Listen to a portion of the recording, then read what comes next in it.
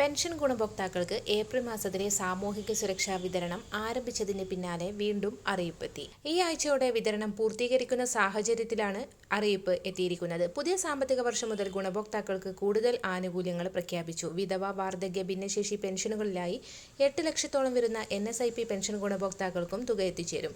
8 ലക്ഷത്തിലധികം പേർക്ക് ദേശീയ പെൻഷൻ പദ്ധതിയിലെ കേന്ദ്ര വിഹിതം കേന്ദ്ര സർക്കാരാണ് നൽകേണ്ടത്. ഇതിനുവേണ്ട തുക സംസ്ഥാനം മുൻകൂർ അടിസ്ഥാനത്തിൽ അനുവദിച്ചിട്ടുണ്ടെന്നും ഈ വിഹിതം കേന്ദ്ര സർക്കാരിന്റെ PFMS സംവിധാനം വഴിയാണ് ഗുണഭോക്താക്കളുടെ ബാങ്ക് അക്കൗണ്ടുകളിൽ എത്തിച്ചേരുക. വിഷുവിന് മുൻപ് പെൻഷൻ ലഭിച്ച എല്ലാവർക്കും ഈ മാസം തന്നെ വീണ്ടും ഒരു ഗഡു കുടിശ്ശിക കൂടി എത്തിച്ചേരും. സർക്കാർ നേരത്തെ പ്രഖ്യാപിച്ച പെൻഷൻ കുടിശ്ശികയിലെ ഒരു ഗഡു ഈസ്റ്ററിനോടനുബന്ധിച്ച് വിതരണം ചെയ്യുന്നു എന്നുള്ള റിപ്പോർട്ടുകളാണ് ഈ ദിവസങ്ങളിൽ പുറത്തുവന്നുകൊണ്ടിരിക്കുന്നത്.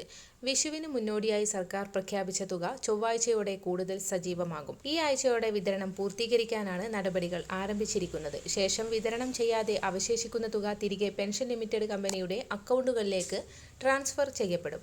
അതിനുശേഷം പെൻഷൻ കുടിശ്ശികയിലെ ഒരു ഗഡു വിതരണം ആരംഭിക്കും.